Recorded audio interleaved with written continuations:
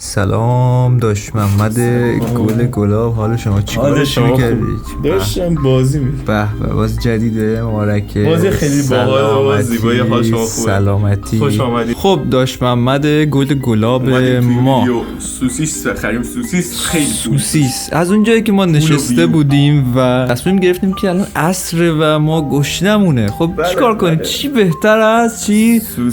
سوسیس.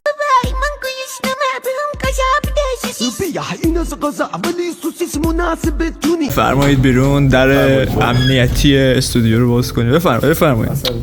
داش محمد گل گلاب.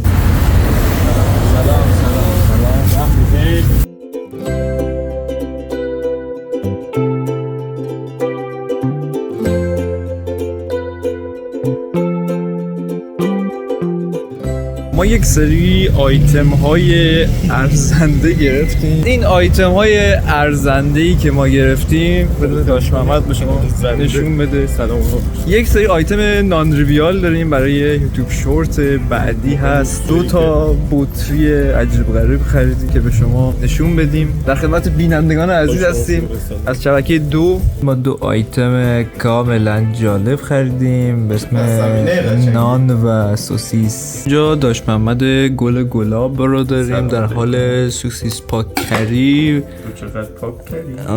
آره والا داره اینجا پاک میکنه کاملا به صورت حرفه‌ای و تکنیکی. یوتیوب این داشتاق نیست و اون هم چاقوی غذاخوریه. ببینیم که داره به صورت خیلی حرفه‌ای اینا رو. ما شما رو ندیدیم، فقط داش محمد رو دیدیم. یه کاری بزن از این به بعد، من میام پشت دوربین یکم تو جمالتو نشون بده به بچه‌ها. همین الان هر کی نیاد افتر از اون چیزی که پسرم شد. دقیقاً دستامون هم فکر کنم نه دیگه، نه یوتیوب فکر کردم دستامون هم اون دفعه شد. فکر کردم میخوای بگی دستامون هم نصب میکنی. خیلی تکنیکی داری نصب میکنی. میتونیم اینو به عنوان ساندویچ خودش استفاده کنیم مثلا. آره ببین همه اینا لولادار نصب میشن. اینو دلش ما اینا رو از اون جایی که حوصله خاصی نداریم که سرخ کنیم، مثلا قبلا پیرمرد شدیم، اینا رو همینجوری میندازیم توی هواپز. آویشن داری راستی؟ آویشن فکر میکنم شاید 1% نمیدونم. آویشن هم بزنیم روش ببینیم چجوری. بیا چیه ان شد کو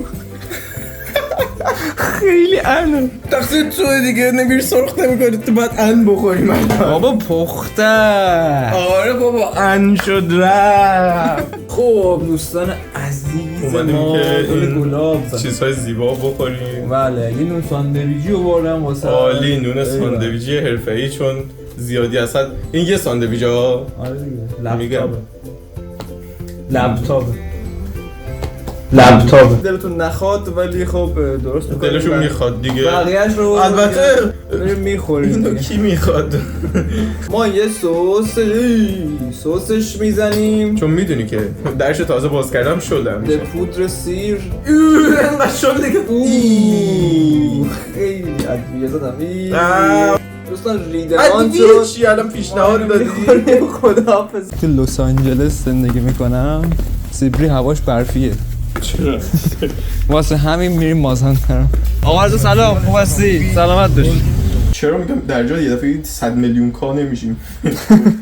100 میلیون کا. آره دوستان حمله کنید به سمت پیج و پیج رو 100 میلیون کا کنید. خیلی